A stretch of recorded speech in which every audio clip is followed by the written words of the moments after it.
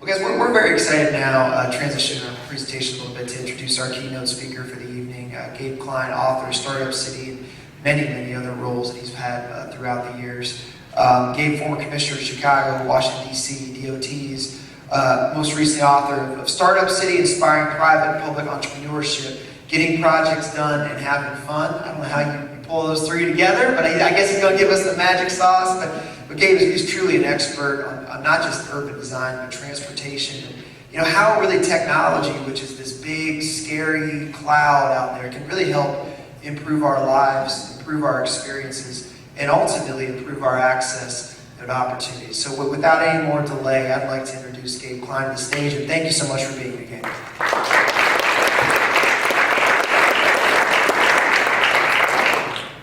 All right, good evening, everybody. Don't hate me for living in Washington, D.C. It's not all bad. And I grew up, I was talking to Brandon on the way here, I grew up in two very rural areas as a kid. And I grew up in a college town called Charlottesville before I moved to the city.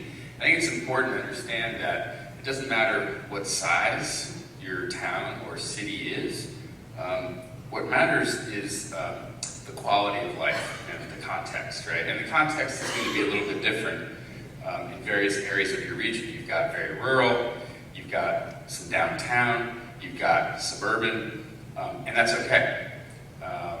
But we can make all of it better. And as we are building and rebuilding, we want to make sure that we're building resilience, right? We want to make sure that we're building infrastructure that's good for us. And I'll talk more about that. Often it's not. In many ways, our built environment is making us sick, to be completely honest. And so these guys really set me up well for my speech because it's really about future-proofing. There's a lot of shiny objects out there, and some of them are great, and some of them are just shiny objects.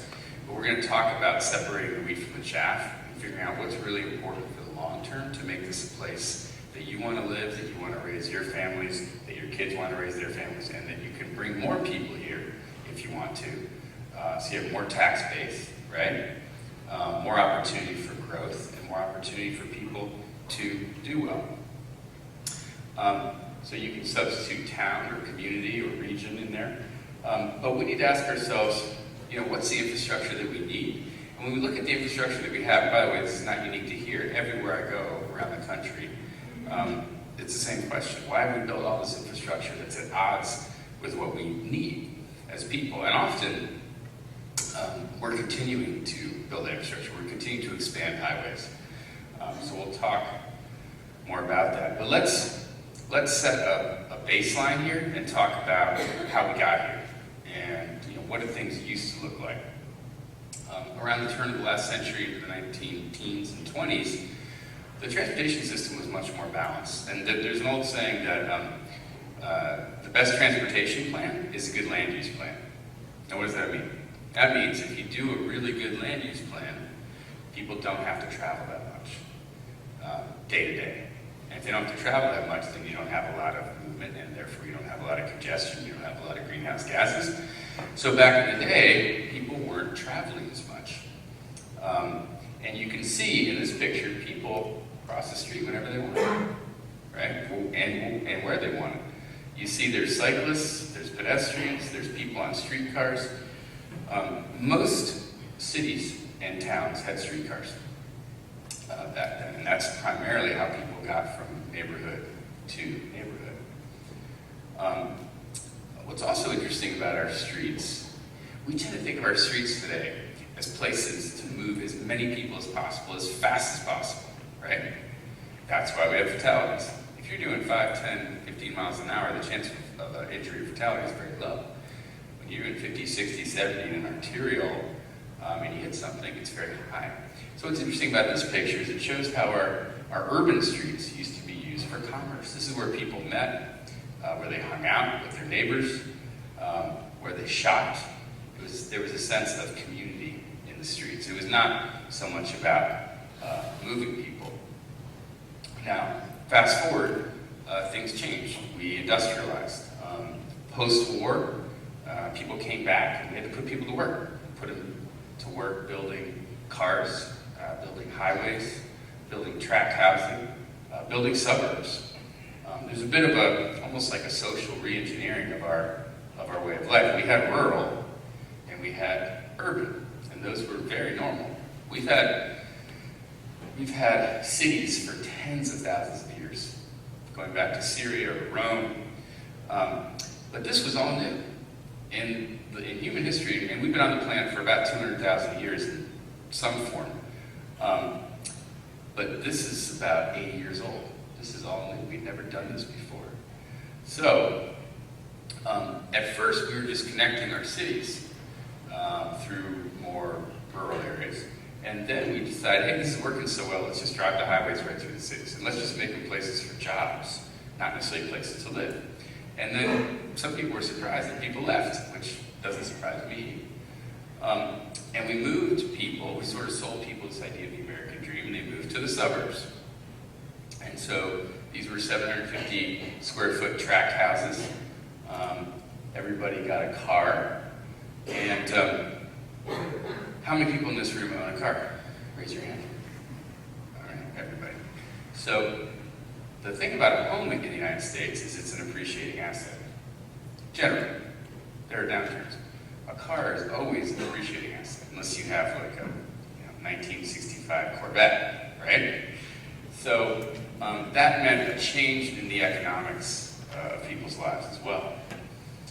So let's talk a little bit about the challenges that this way of life has created for us, this way of life that we invented about 75, 80 years ago. So basically, we have a problem where our ecosystem around us over the last 110 years since the Industrial Revolution started is basically, it's creating a ecosystem that's not hospitable to human life. And then we have tension between government and the private sector. I'm a person that's a total capitalist. I'm a startup guy, and I worked in government. And so it's very interesting for me to see the differences on both sides. But the challenge is that companies focus primarily on short-term profits, quarter-to-quarter profits. Anybody been watching the stock market lately? And government focuses on long-term 2045 solutions. And they're not as good at moving fast.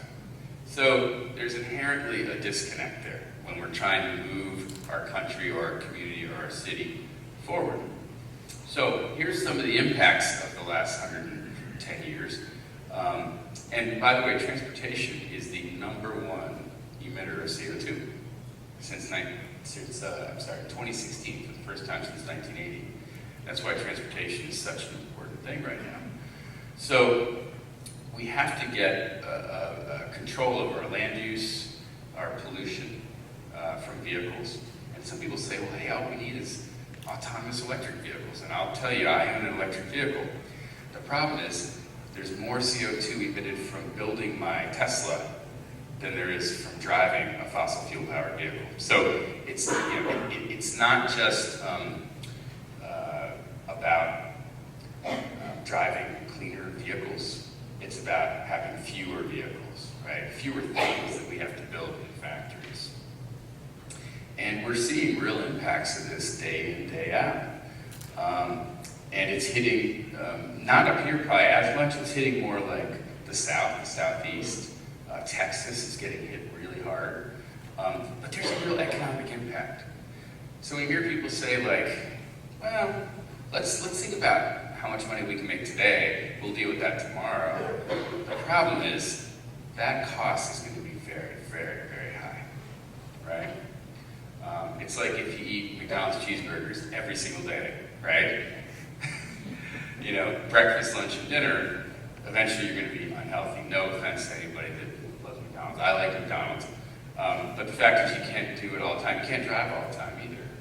The other impact we're seeing is a lot of traffic deaths. What's fascinating to me, I'm in Canada quite a bit. Canada's not that much different than we are. I mean, the people are a bit nicer, right? They have Tim Hortons, we got Starbucks. But generally, when you're in Canada, it doesn't feel that much different. Yet they have almost half the deaths per capita that we do on the roads. So they're doing something different in the way that they design their roads.